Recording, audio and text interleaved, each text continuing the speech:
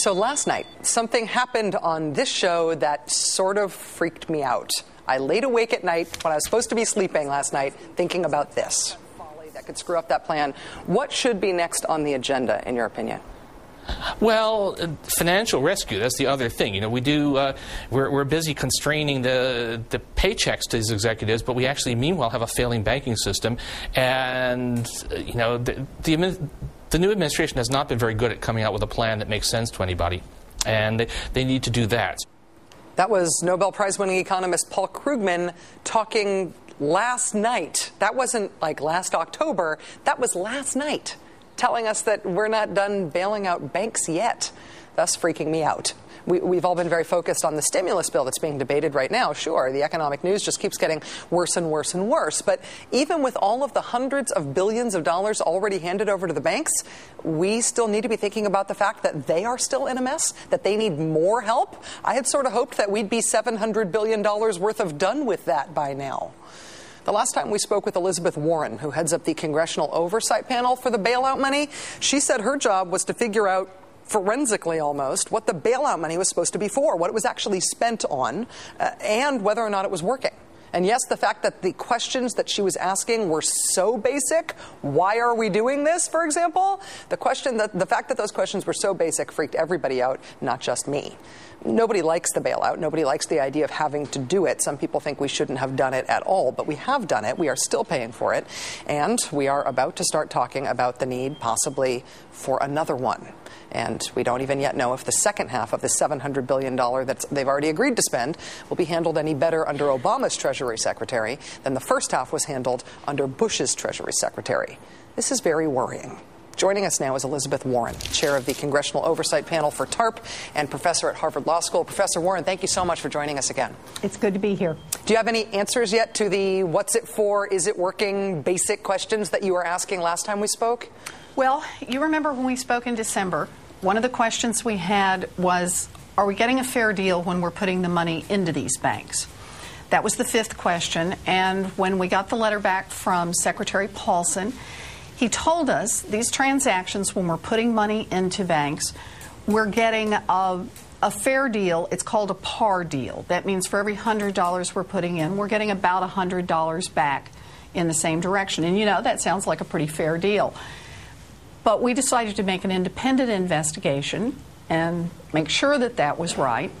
And so we did a big valuation study and got some other academics to help us out and a big accounting firm to look at this, a valuation firm to look at this.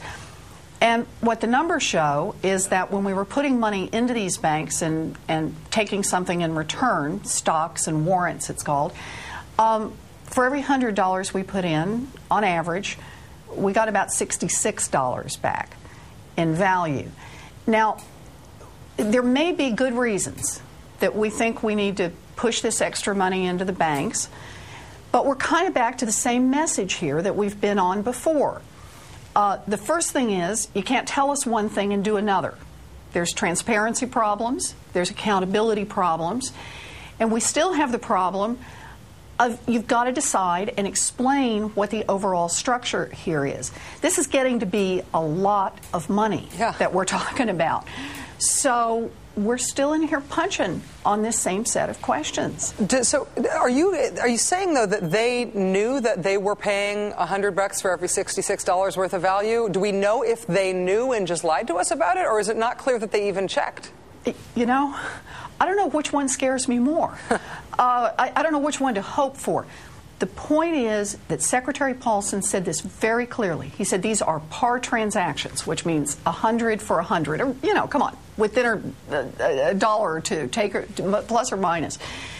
These things are way off from being par transactions, and we've now got the data to be able to prove that.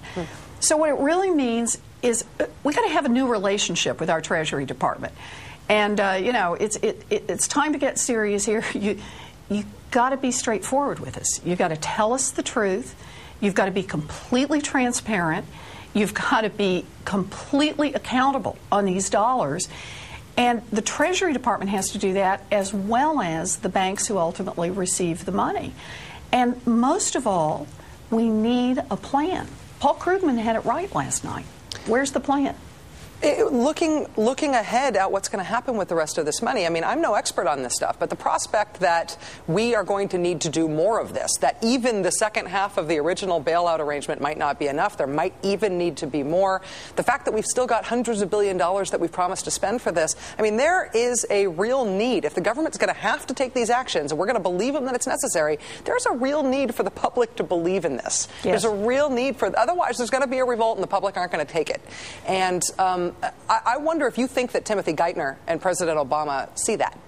Well, I have to say there are some very encouraging signs. After all, Secretary Geithner's just been there just really barely more than a minute and a half, has just gotten in the door. Now, he knew about the problems, but he's just gotten there. He's already said something about executive compensation. That's very heartening. He's already said we're going to be transparent. We're going to put all of these documents so you can see the contracts with the various banks. We're going to put those on the web so people can see them. He's already working with other the inspector generals so that they're tracking money more closely than they had before. Now, that doesn't mean I'm going to stop doing my job. My job stays exactly the same. I keep asking those questions. I keep hammering and looking for those answers. But the good news is there are sounds coming back. It sounds like there's someone on the other side, and it sounds like there's someone on the other side who gets the message that we all need to be part of this decision-making process. This is something you and I have talked about before, and I feel so strongly about. It cannot be the case that the masters of the universe go off by themselves and decide what they think the right answer is and come to the rest of us and just tell us how big the check needs to be. Right. If the American people follow this, if they pay attention to this, if they demand transparency, accountability, a coherent story about what's going on, then the decisions themselves will be different. They will be decisions that will be good for this economy. They will be good for families. Yeah. And that's what we need. These decisions need to be good for the country. That's why they're doing it with public money, not just good for these guys who are sort of feel like they're getting away with it. Elizabeth Warren, chair of the Congressional Oversight Panel on TARP. I hope that you see this as an important part of your job, because I really do, because you help me understand it better, and I think our viewers too. Thank you so much. Thank you.